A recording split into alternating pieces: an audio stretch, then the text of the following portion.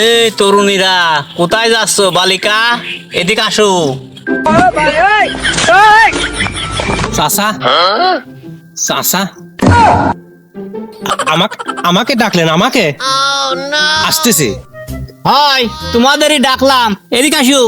এই শালার বয়রা এদিকে আয়। কি ব্যাপার? লাঠি কই? আমায় ডাকলি তুই? আসতেছি। কি হয়েছে? শালার বয়রা তো কি তো ডাকলাম, চাচা ডাকতেছে। কি করছেন চাচা? কোনে যাচ্ছ তোমরা? যাচ্ছ কোনে?